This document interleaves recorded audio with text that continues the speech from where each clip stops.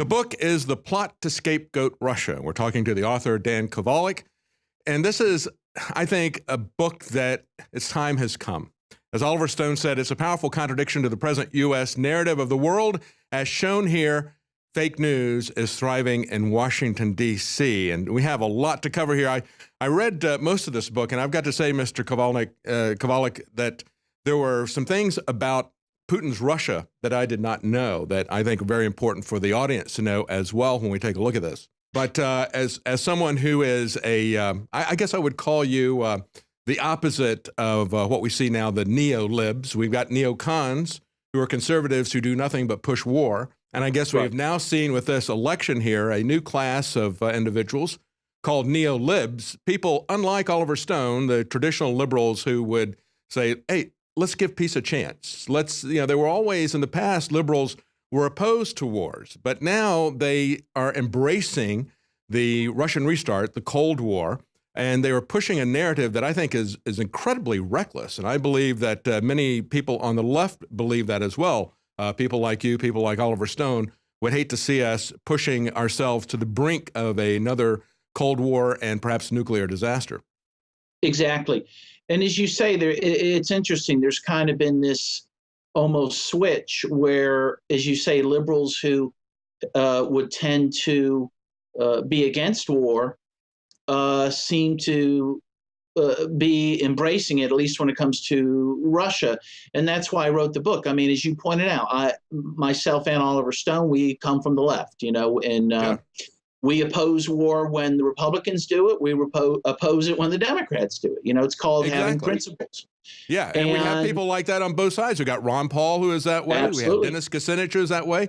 We have people who were a part of the Reagan administration, Paul Craig Roberts and Matlock and others, who were not anti-Russian, who were not pro-war. They were against the Soviet Union, and they did not want to continue down this road that we have seen coming, in the latest, in this last year.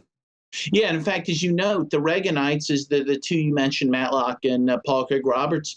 The Reaganites may be the most disappointed about the current confrontation with Russia. They were proud that Ronald Reagan, along with Mikhail Gorbachev, negotiated an end to the Cold War, and they did so peacefully. Yes. And yes, now exactly. they're scratching their heads as to why we need to engage in a new confrontation. And I think it's interesting that we've seen just in the last couple of days, we're starting to see this Russian narrative really fall apart for the Democrats, fall apart for the mainstream media. We've had CNN come out and do this retraction. Of course, we had New York Times has done several of those recently. And now CNN is putting restrictions on, saying you're not going to talk about Russia without getting a vice president's approval. So that's a very unusual move for them to take. We've also got the Democrat Party saying we need to push our leaders to talk about something other than Russia. They're out of touch with what the people are looking for. So it's very clear as we look at this, as CNN is even stonewalling its own reporter when he asked questions about this fake Russia story. Zucker is not giving any answers. So I think it's very clear they realize that they've jumped the shark here. But let's take a look at some of the things that you point out in your book. I think one of the things that was interesting, when we talked about fake news and propaganda, who are the masters of this? Who is really effective in terms of propaganda? On the Western side, as you point out, we got Hollywood, we got rock and roll, we got blue jeans, McDonald's, Starbucks. We've got ABC, CBS, NBC, NPR, CNN, Fox News. What do they have on the other side? RT. I mean, this is kind of a lump-sided narrative here. I mean, what are we afraid of? Well, exactly. And RT at least is honest about what it is. RT stands for Russia Today. People know what it is. That's if right. they're interested in it, they can watch it. If they're not, they don't have to. I mean, the idea that somehow we're being outgunned by the Russians in terms of propaganda is just a joke. And in fact, you pointed out in your book, you pointed out in your book about NPR saying, hey, we got to have Voice of America. Many of us on the right were very alarmed when they repealed the Smith-Mundt Act, which would prohibit these propaganda outlets that had been created at the height of the Cold War, would prohibit them from operating here in the United States. We thought NPR was more than enough. And now then NPR is pushing the need for Voice of America. So there's many of us on the right who don't want to see this kind of mindless pro-government propaganda. No, exactly. And I'm concerned. So I would be a person who I listen to NPR daily, mostly as a habit. And as we know, many habits are not good for you. I don't know why I do anymore. But every day they hammer about Russia, and Yeah, every day they hammer about Venezuela. Those are their two bugaboos. Do we hear about Saudi Arabia? Do we hear about Saudi Arabia in Yemen, what they're that's right. doing with U.S. support, which is No, putting millions at jeopardy? that's right. Do we? Yeah, that's right. Yeah. And And they give that a pass. They give the atrocities that are happening in Saudi Arabia a complete pass, and are not really opposing. You would think that they would just oppose anything that Donald Trump does, but not when it comes to the military-industrial complex. If he wants to give a massive military contract to Saudi Arabia, they're not going to oppose that. yeah, it's incredible. He just gave a $110 billion contract to the Saudis. Yeah. You heard no protest, virtually no protest. Again, this war in Yemen is the worst humanitarian crisis in the world. You would never know that That's from right. places like NPR. You would never know it even from the New York Times. So what is going on here? I mean, as I point out in my book, I think one of the problem is the people who we usually counted on for being peaceniks, again, those in the liberal to left sphere, they ceded that ground under Obama. I mean, they didn't protest when he destroyed Libya. Yes. They didn't protest when he doubled down on Iraq and Afghanistan, or when he meddled himself into Syria.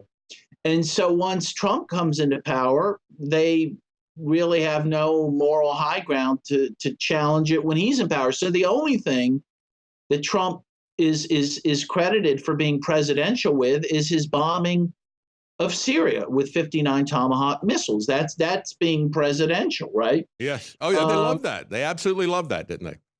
And yeah, it's crazy. And by the way, did you see the Seymour Hersh article, which Cy Yes. Hersh, who won the Pulitzer, he can't even write in the U.S. anymore, or London. He's getting farther and farther from our shores. He's in Germany now writing that the And U.S. we fought very hard. We fought very hard back in 2013 against the narrative that was being used at the time by the Obama administration to say that this was a sarin gas attack at that time. And because of that, Right. we had to have American intervention. We pointed out at the time, we said, that's not clear from the evidence. We need to stop and wait. And this time, they didn't even wait that long. Just shot from the hip into Syria, saying that it was a sarin gas attack. And now Seymour Hersh is pointing out, well, no, it's not. It's actually the same playbook that we keep seeing over and over again from those who are part of the national security apparatus who are pushing for constant war, constant regime change. Yeah. So what Seymour Hersh is now saying is that the military who informed Trump knew darn well that there was no sarin gas attack from the Russians or Syrians earlier this year, that in fact the raid that happened by the Syrians was told to by the U.S. before it happened. Chemical weapons weren't involved, and therefore something else happened. But it was not them who carried out this chemical attack. Maybe they accidentally hit some of the rebels' chemical stores or whatever. But Trump even knew before he spent $59 million on 59 Tomahawk missiles that it wasn't the Russians or Syrians. And yet Seymour Hersh, who's won the Pulitzer Prize, he has no voice in this country anymore. I mean, people with any opposition have no voice. And you mentioned Oliver Stone earlier. He's been very supportive of my book. He, of course, put out the Putin interviews. He has been absolutely vilified in the media. Yes. And I think it's very interesting, too, that when he did the Putin interviews, one of the things that he said at the time, because Bernie Sanders was running and Oliver Stone on the left liked Bernie Sanders, so he goes, what do you think of Bernie Sanders? You think he can really change things in the U.S.? And Putin said, well, I'm not going to say one way or the other, but he goes, let me explain to you how power works. There's this entrenched deep state, essentially, and it's going to protect its interest regardless of who becomes president. Very prophetic. I think it's also very understandable in terms of even what's going on in Russia. We understand there's these massive bureaucracies that have a life of their own. This is one of the things I was anxious to do this interview because this red herring, this McCarthyism that we see continuing on here, it's so blatant, so obvious to those of us who've watched politics for any amount of time.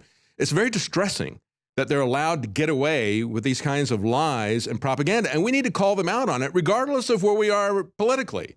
There are people on the left, people on the right. We need to come together and we need to shut this down because this is an insidious lie.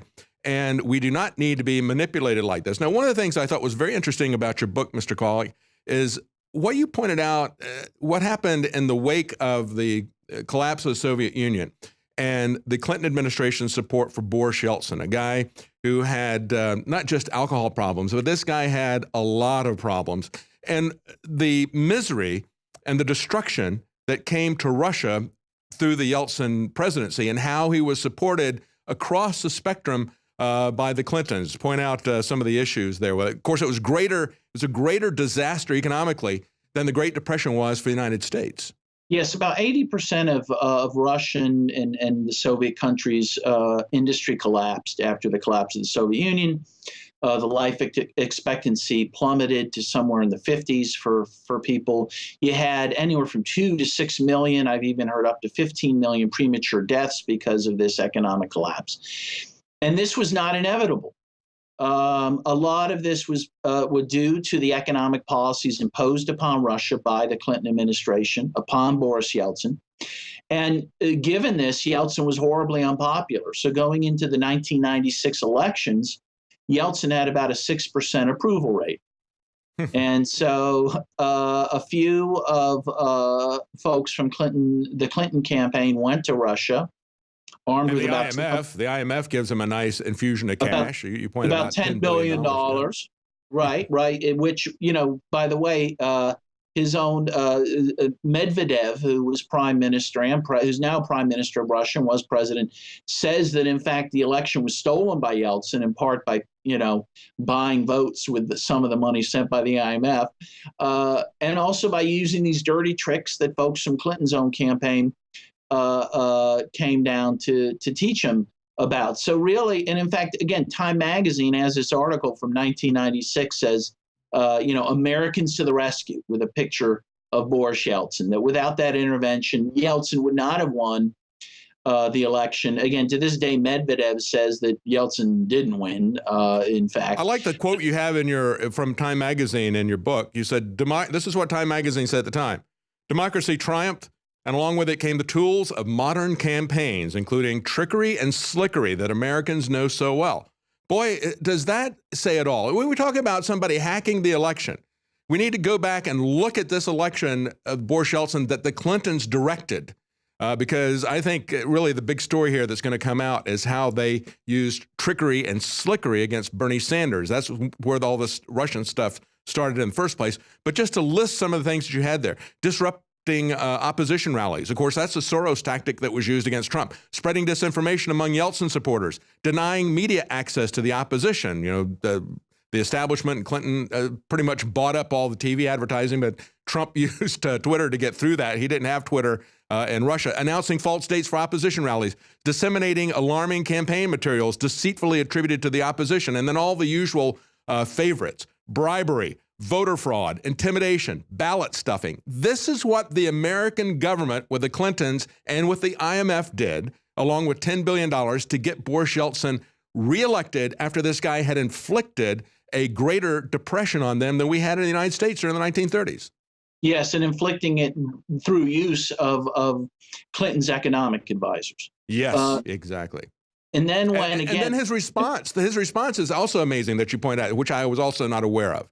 We have all the Democrats now saying democracy is threatened. We're going to see the end of democracy. But that's actually what happened with Yeltsin as a winner. You had the Duma, as you pointed out, tried to dissolve the Duma. They said, no, you can't do that constitutionally. We're not going anywhere. So they said, but we're going to replace you as vice president. So then he cut off their water. He cut off their electricity. They wouldn't leave. So he shelled the building that the Duma was meeting in, and killed anywhere from 200 to 2,000 people, as you pointed out. That was only 4 years after Tiananmen Square, where there was 300 to 3,000 people that were killed at Tiananmen Square. But we didn't hear anything about that in the Western press. I knew nothing about that until I read your book. Yeah, and to the extent you did hear about it, they were cheering it. The West was applauding the tanks, that this was an act of democracy. Yeah. And that's the incredible thing when people talk about Putin. And I think, hey, it's fair game to talk about Putin. It's fair game to talk about, how he rules in Russia and whether he's authoritarian or not. Certainly there's authoritarian qualities, but you can trace those qualities back to the Yeltsin administration, which helped give rise to him. And no one cared when Yeltsin was doing. right? No one That's cared right. when Yeltsin was destroying Chechnya. And it's the hypocrisy of it and the ahistorical nature of it. I mean, to talk about democracy in Russia, I mean, it's fair to say Russia doesn't have much of a democratic history, or to even harken back to. They have their own form of development that they're going through. That's right. And as you pointed out That, in your book, you said you would not want to be a journalist in Russia. I wouldn't want to be a journalist in yeah, Russia either. Okay, those guys are getting killed all the time. But we also have to look at what direction we are going. As they're struggling with this authoritarianism, we are rushing to embrace a kind of authoritarianism, both people on the left and people on the right, especially those people who are selling this Russian false narrative. They are rushing to embrace a high-tech authoritarian dystopia that we have never couldn't imagine outside of science fiction in this country. And people like William Binney have warned us where we're headed with this. When Megyn Kelly was here and she asked me, I guess she wanted me to comment on her Putin interview. I said, I'm not concerned about Putin. I'm concerned about people like Brennan. I'm concerned about people like Clapper. I'm concerned about people like Hayden. They're the ones who are violating the law, the Constitution in this country for their own benefit. They're being used as politicized intelligence community and law enforcement against their political enemies. That's what I'm really concerned about. Yeah, well, there's a lot of things we can point to in terms of failings of our democratic system. As I quote in the book, Jimmy Carter was saying way before this election cycle that the U.S. could not even be considered a functioning democracy at the present. There's a problem with big money in the elections. There's a problem with gerrymandering, which the courts are now dealing with.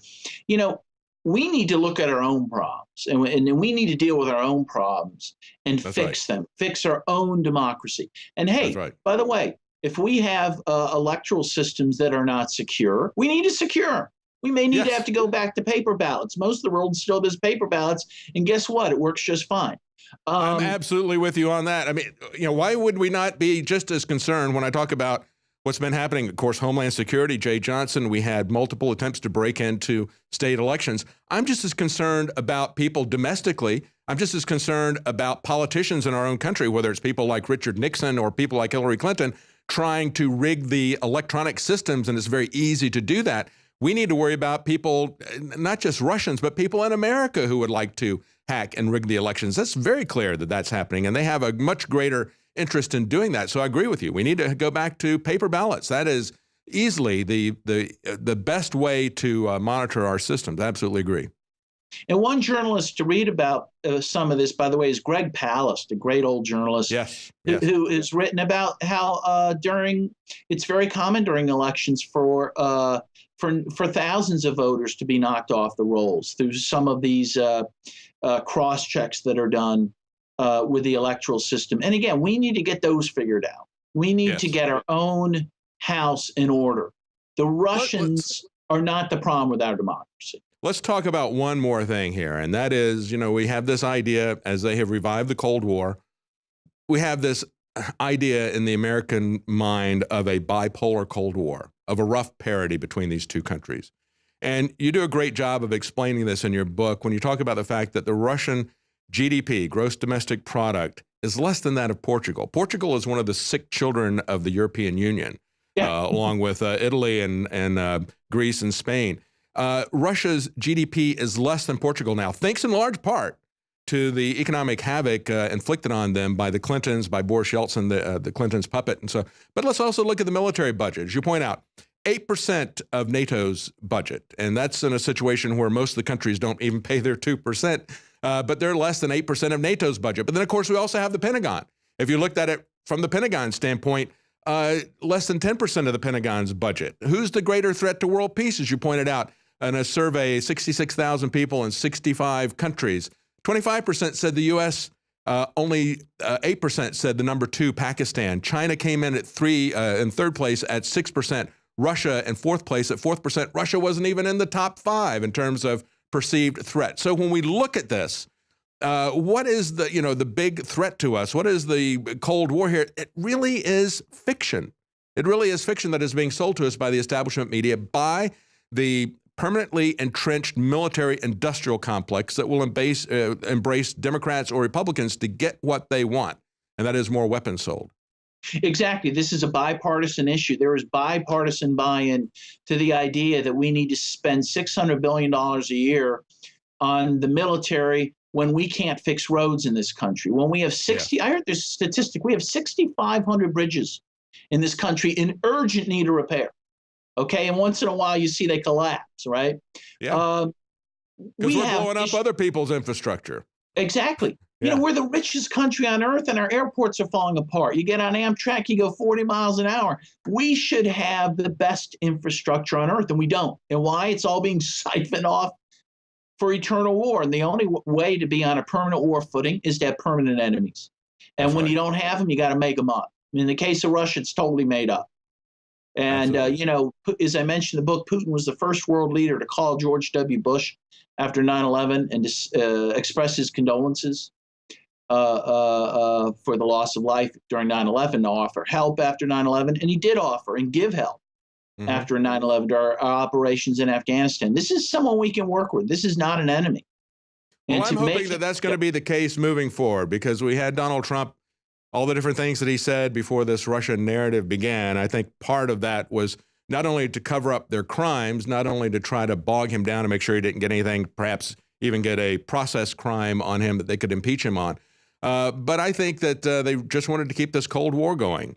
And hopefully we'll be able to transcend that. And I believe, and I'm still hopeful, that Donald Trump is going to go back to what he campaigned on and say, hey, we don't have to have a war with Russia. We can pull back from this needless Cold War that is being pushed on us for political purposes, for the purposes of the military-industrial complex. But we'll have to wait and see.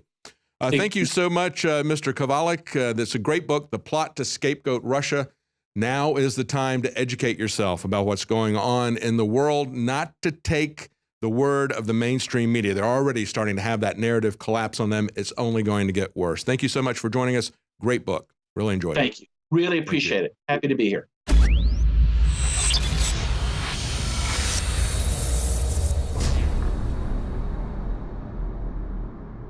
We've taken thousands of years of known research and put it together with our own 4 years of seeking and testing to find the very best systems that God gave us through Mother Nature to detoxify the body.